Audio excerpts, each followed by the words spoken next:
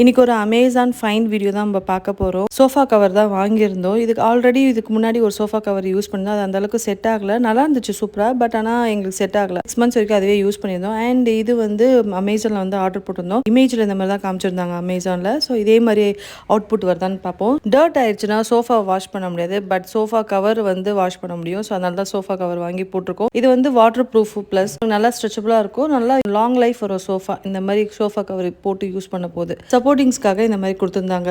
So நல்லா NEET look வரும். இதை வந்து நம்ம வச்சு பிளேஸ் பண்ணி அதை வந்து இன்சர்ட் பண்ண போது யூஸ்வலாக ஃபாரின் போயிட்டு வந்தால் ஒரு ஸ்மெல் வரும். நல்லா இருக்கும் அந்த ஸ்மெல்லு. ஸோ அந்த மாதிரி என்னோட பாட்டி வந்து துபாய்க்கு போயிட்டு வரப்போது அந்த ஸ்மெல் தான் வரும்.